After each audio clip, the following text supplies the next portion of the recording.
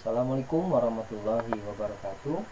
Hamdan wa syukran lillah, syahadu la ilaha illallah, syahadu anna Muhammadan abduhu wa rasuluh.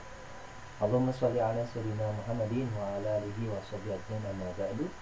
Baik anak-anak sekalian, pada kesempatan kali ini saya akan coba membahas materi tentang iman kepada qada dan qadar. Silakan disimak materi yang sangat penting bagi kita sekalian karena termasuk ke dalam bagian rukun iman. Itu rukun iman yang keenam. Baik, kita akan lihat ya langsung saja ke materinya yang akan kita bahas hari ini. Nah, sebelum lebih jauh, nampaknya dalam membahas berbagai hal kita harus awali ya dari sisi pengertian terlebih dahulu. Nah, mari kita lihat bagaimana pengertian secara kebahasaan. Nah, ini secara kebahasaan, qada bisa diartikan dengan penciptaan, kemudian hukum, pemberitahuan, kehendak, dan ketetapan. Atau bisa juga diartikan sebagai perintah. Dari sekian pengertian kebahasaan yang ada, mayoritas orang atau ulama banyak yang mengambil pengertian qada itu kehendak dan ketetapan. Nah, kemudian apa pengertian qadar? Qadar itu secara bahasa artinya kepastian. Nah, peraturan juga diartikan, kemudian ukuran, itu pengertian qadar. Nah, selanjutnya mari kita lihat bagaimana pengertian secara istilah dari qada. Ternyata pengertian qada adalah ketentuan atau ketetapan Allah dari sejak zaman azali tentang segala sesuatu yang berkenaan dengan makhluknya sesuai dengan iradah kehendaknya, meliputi baik dan buruk, hidup dan mati, dan seterusnya. Itu disebut dengan qada. Nah, kita tahu bahwa zaman azali itu adalah zaman di mana semua makhluk belum diciptakan tetapi sudah tertuliskan di lauhul mahfuz. Itu zaman azali. Baik, kita lihat apa itu qadar. Qadar adalah perwujudan ketetapan qada terhadap segala sesuatu yang berkenaan dengan makhluknya yang telah ada sejak zaman azali sesuai dengan iradahnya. Jadi singkatnya, kalau bisa kita simpulkan, qada itu adalah rencana, sementara qadar adalah pelaksanaan.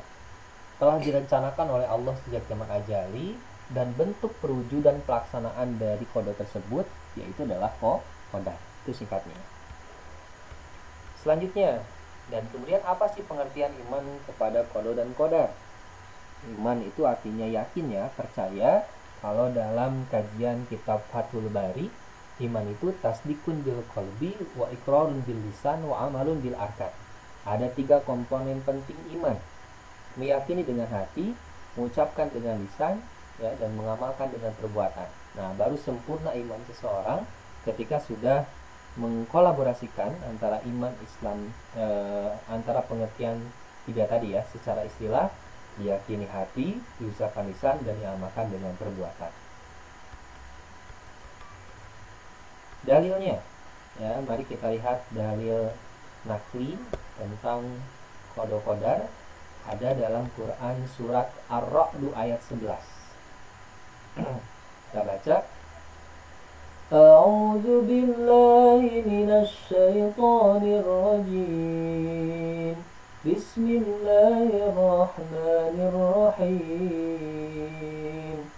Lahu mu'aqqibatun min bayni yadayhi wa min khalfihi yahfazunahu min amrillah. Inna Allah la yughayyiru ma biqaumin hatta yughayyiru ma bi anfusihim. Nah, itu ayat yang populer kalau kaitannya tentang qada dan qadar. Inna Allah la yughayyiru ma, Allah tidak akan pernah merubah suatu kaum, ma biqaumin, suatu kaum, hatta yughayyiru ma bi anfusihim, sehingga kaum tersebutlah yang kemudian merubahnya sendiri. Artinya sesuatu yang memang bisa kita rubah. Contoh, misal kita tidak tahu tentang berbagai hal dan kita belajar menuntut ilmu, akhirnya menjadi tahu. Nah, artinya kan tadinya tidak tahu menjadi tahu, itu bisa berubah lewat usahanya itu belajar. Ada juga dalam surat Al-A'la ayat yang ketiga.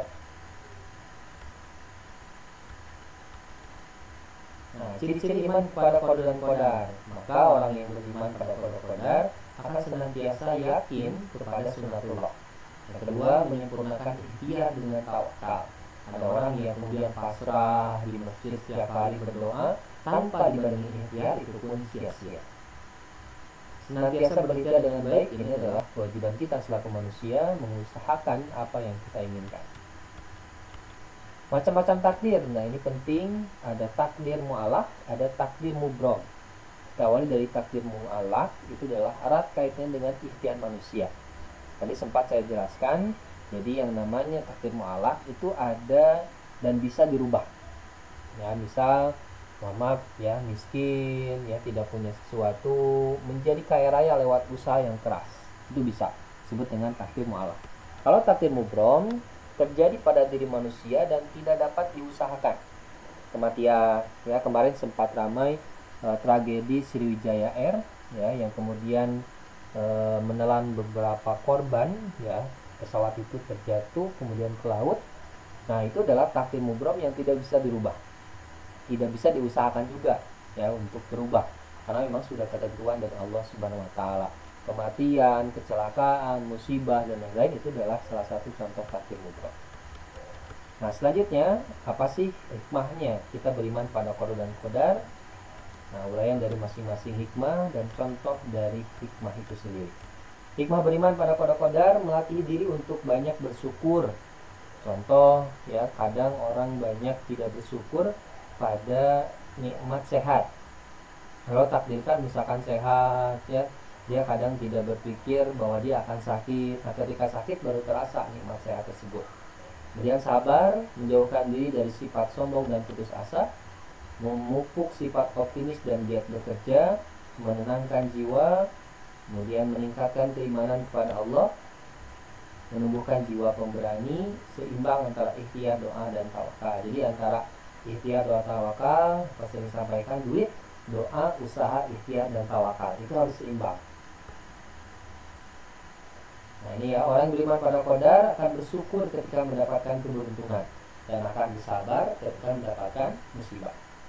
Orang yang beriman pada qada qadar ketika memperoleh keberhasilan, dia sadar bahwa itu bukan hanya dari kerja kerasnya sendiri. Orang yang beriman pada qada qadar pun senantiasa optimis dan giat bekerja untuk meraih kebahagiaan. Nah, ini ya, dengan seperti itu melatih diri untuk bersabar dan lain-lainnya. Selanjutnya, orang yang beriman pada qada qadar akan menenangkan jiwa. Ya, kehidupannya akan tenang, jiwanya tenang, meningkatkan keimanan kepada Allah. Sudah jelas karena termasuk ke dalam rukun iman. Dan seimbang antara ikhtiar, doa, dan tawakal. Ini adalah pemahaman terhadap qada qadar akan membimbing kita menjalani hidup secara benar. Contoh, bersyukur kita mendapat nilai memuaskan. Ya, dapat nilai bagus, maka bersyukur. Tidak merasa minder, ya, apapun yang ditakdirkan Allah terima ya, dengan bentuk kesyukuran kita kepada Allah. Bersabar dan tidak cepat emosi, tidak menyalahkan orang lain. Dan itu saja, mudah-mudahan bisa bermanfaat ya. Dan baca hamdalah, alhamdulillahirabbil alamin. Assalamualaikum warahmatullahi wabarakatuh.